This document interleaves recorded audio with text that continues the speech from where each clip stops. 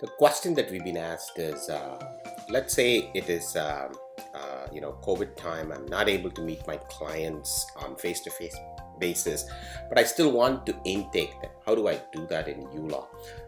We've generated a beautiful new feature for client intake. So what you do is you go into contact, and it's pretty much contactless contact intake.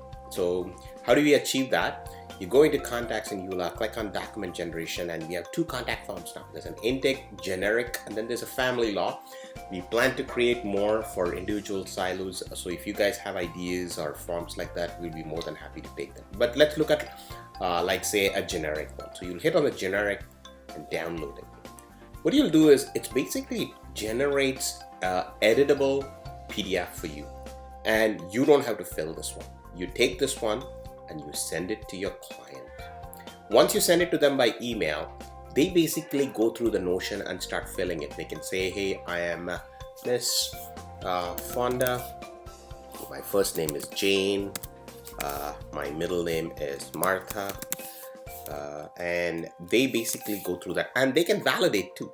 So when they validate, it tells them, hey, what are some of the fields that they have missed. So it tells them, hey, I'm missing the birth date. So let's say it's the 19th of July. So I'm going to just make it, let's say 2000. Okay.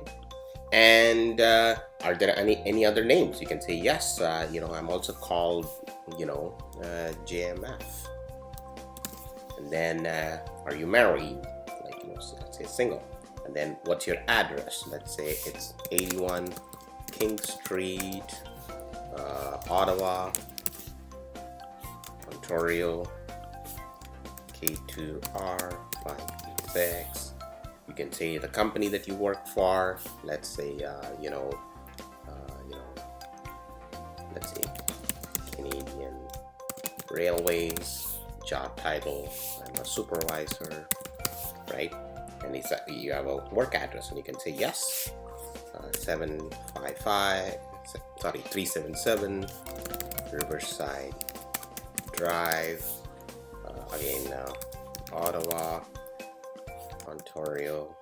And it gives them option. It basically drives them to the procedure that you would be doing, or your secretary would be doing for you.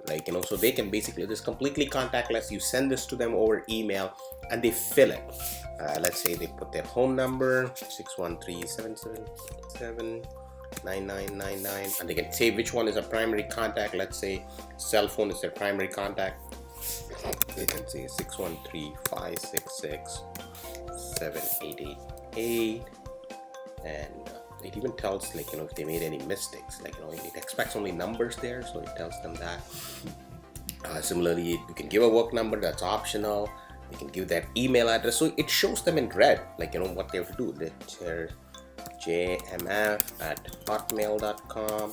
She can also give a work address, jmf@canadianrail.ca, right? And then there are other stuff why are they reaching you? Do they have any other source reason?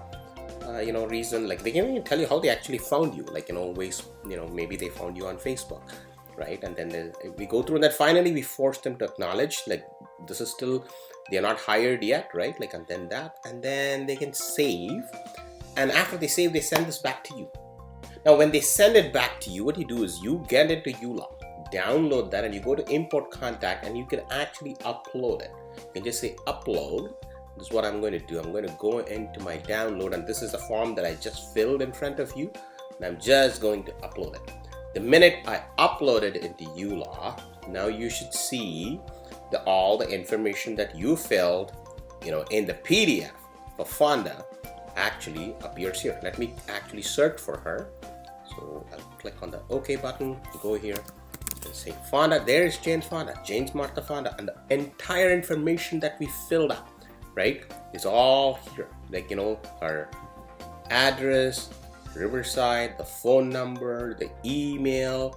It does the whole 9 yards for you, right? And we have this for both family law, and we have it for the normal generic one, and we plan to continue making it better for other practices, so we are working on it.